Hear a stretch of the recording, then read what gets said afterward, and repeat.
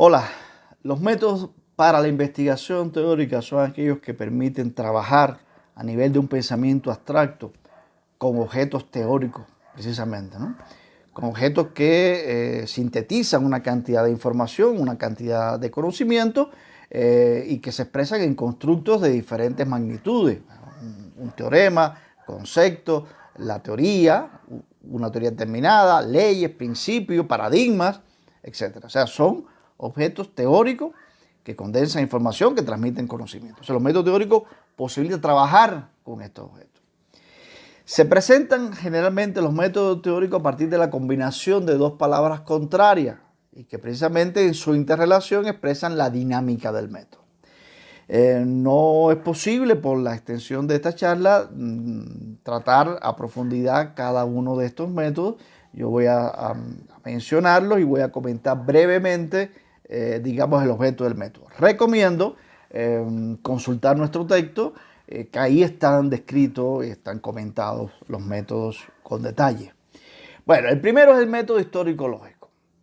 El método histórico-lógico es aquel que permite estudiar un objeto en un lapso determinado, en el transcurso que tiene en un periodo histórico determinado, y no solamente describirlo, sino además caracterizar los comportamientos que he tenido en ese periodo, a fin de describir o de precisar tendencias de ese objeto.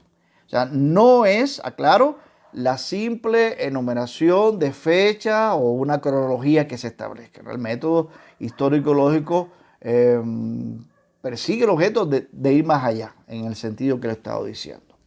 Algunas personas gustan de hablar de método histórico-jurídico. Aquí tengo un debate con algunos colegas, porque no creo que porque le pongamos la etiqueta de jurídico, el método sería propio de la ciencia jurídica. Es un método que se aplica en las ciencias sociales y que se llama histórico-lógico. Bueno, el segundo método, el método de análisis-síntesis. Su nombre sugiere en qué consiste. Es tomar un objeto y descomponerlo en sus rasgos, en sus invariantes, caracterizarlo de esa manera y ver la relación que tienen esas invariantes, esos rasgos específicos con el todo.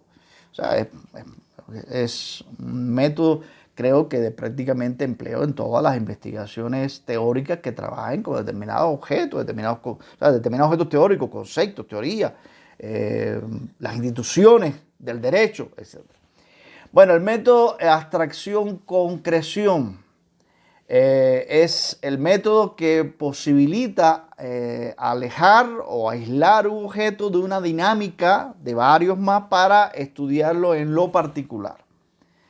Y a partir de eso, bueno, entonces aplicar el método de análisis-síntesis. O sea, es alejar, aislar un objeto de un proceso, de un sistema en el que él interactúa.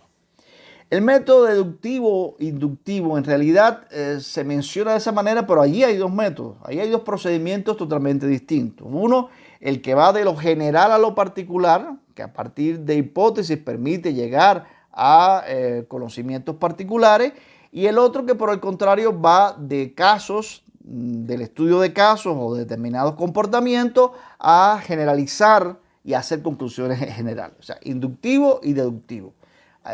Repito, se menciona de manera conjunta, pero allí hay dos métodos. Es un error que a veces dice yo utilicé el método inductivo-deductivo, ¿no? O utilizas uno o utilizas otro. Es muy pues difícil que en la investigación emplees los dos.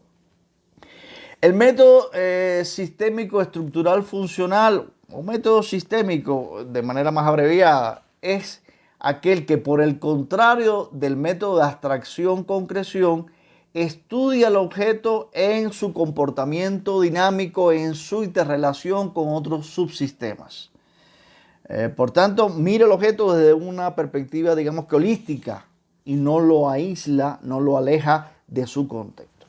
O sea, aquí he mencionado los 5 métodos más generales de la investigación teórica que se emplea en la investigación jurídica.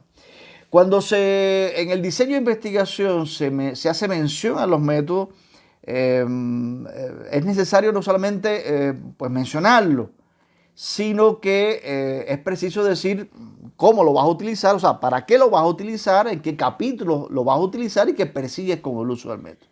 Digo esto porque a veces también veo en los diseños, utilizaremos en esta investigación los métodos tal, tal y tal, y no explican por qué, para qué, dónde lo van a emplear. Recuerden que se trata, como planteamos en una charla anterior, que no porque más métodos se listen en el diseño, la investigación va a ser más científica. Se trata de seleccionar los métodos necesarios, suficientes y necesarios para la investigación que yo voy a desarrollar en relación con el tipo de problema científico y sus hipótesis. Bien, esta es en cuanto a los métodos teóricos. Nos vamos a referir a continuación a un método en particular de la ciencia jurídica. Muchas gracias.